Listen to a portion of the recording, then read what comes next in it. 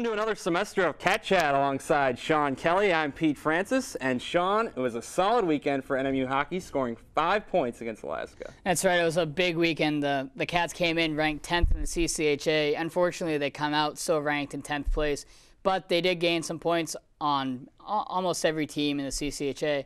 Friday night, the Cats did lead 2-0, but they were unable to hold the lead as the Nanooks came back, and the game went to a shootout where Northern won 2-0 on goals from Mark Olver and Gregor Hansen in the shootout.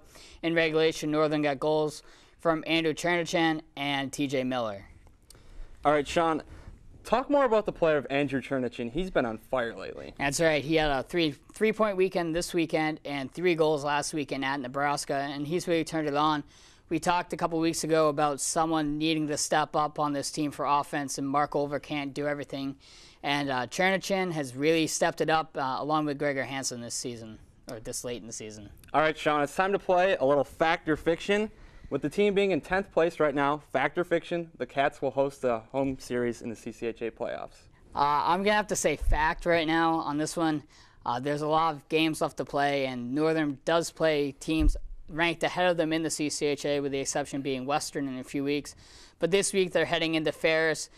They're third in the CCHA with 39 points. Northern's currently 10th with 28, so it's a big weekend. You look at the rankings, Lake Superior State's in 4th place with 32 points. And then from there, 4th through 10th with Northern at 28. It's really clustered up, and it can go either way as the season winds down. All right, Sean, so Fact or Fiction, NMU will get a first-round bye in the CCHA playoffs. That's a tough one again. I'm going to say fiction. I think they're going to end up right around 6th or 7th place in the CCHA, have a first-round home series, and then have to go on the road in the second round.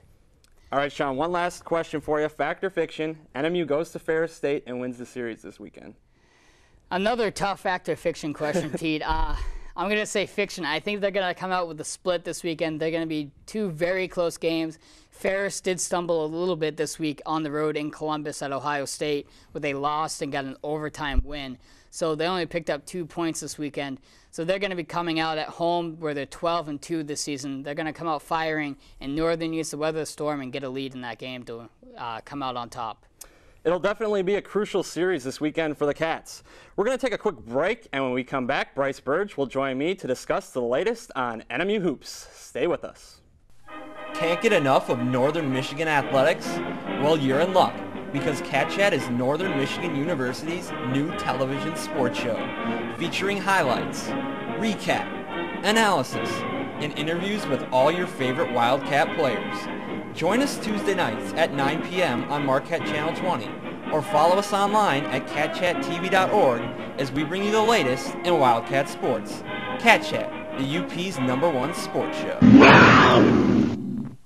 Welcome back. Joining me now is Bryce Burge, our Division II guru, to talk some NMU basketball. And Bryce, we'll start with the men's team, who pulled off a huge upset this weekend over first place Grand Valley State. Yeah, and it was a great, solid win for the team this weekend. And really, it was a team that started with their starters. If you look, Raymond McElroy and Chris Warner, they played the entire game. Benson, he played 35, and then Mark Renelick and Mylan Murphy, the other 2 starters, they played 30 minutes apiece. And if you look at this game, it's really not one that you would think Northern were to win if you looked at the stat box and everything like that, because GVSU, they led with points off the bench, points in the paint, they had less turnovers, they had less fouls. But really, the thing that kept Northern to give them this win was that GVSU had a horrible shooting percentage. And we actually had almost 10% higher of a shooting percentage for the entire game than Grand Valley did. And that will get you a win every time. Yeah, Bryce, this team has lost a lot of close games this season. Do you think this win will give them some momentum and some confidence that they can carry on the rest of the year? I think so, but it's not going to be your typical confidence of yeah, we can do this, because they know that they can do this. If you look at other games so far this year, Finlay at home, they had on the ropes. If you look at the game at LSSU, their free throw percentage was god-awful, and if they would have shot at least 10% better, they would have had the win. SVSU and Ferris State, the last 2 games, they were both leading at halftime, and they let the lead slip from them in the second half.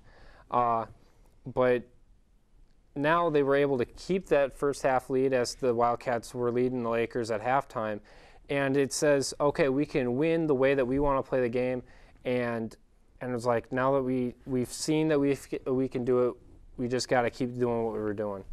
Switching to the women's team, Bryce, they defeated Ferris State and Grand Valley this weekend, extending their win streak to 6 games. And those are huge wins for the women's team. At Ferris State, which is really kind of a disappointment in terms of their season so far, because they were picked to be pretty heavily seeded or highly seeded in the conference tournament. They've been having issues this year, and NMU actually had some problems with it just because they were having turnover issues. But then they turned around for that Saturday game, and they beat Grand Valley by 12, a team that was ranked ahead of them in pretty much every poll and standings in the country.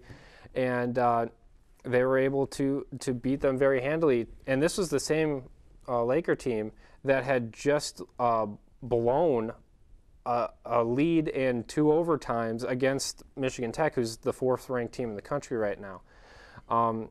Stephanie Stager and Krista Erickson, they both came up big with 17 and 20 points respectively in that Grand Valley win. And the team as a total, they scored 44 points in the second half, which was twice what they scored in the first half. So it was a very big win for the Lakers, or for the Wildcats.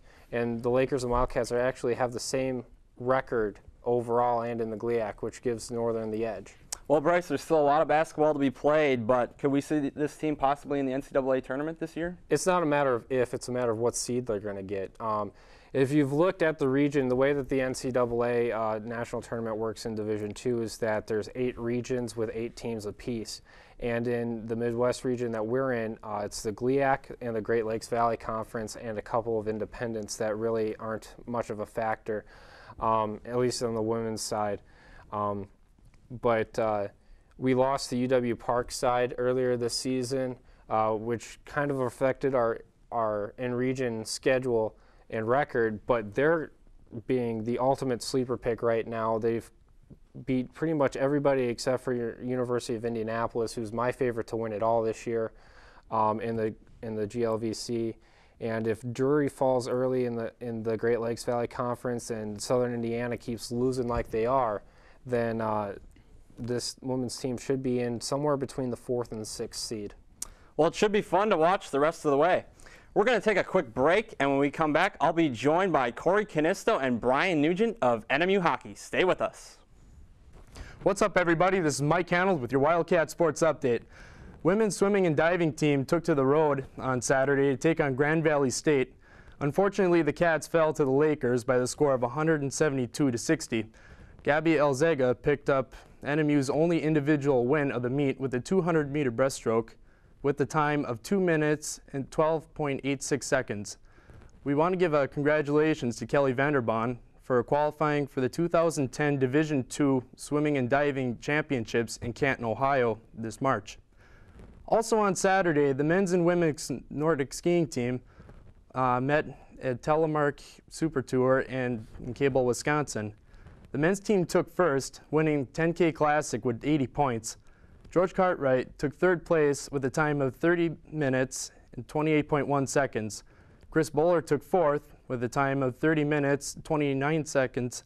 And Kevin Cutts rounded out the top 6 with a time of 31 minutes and 4 seconds.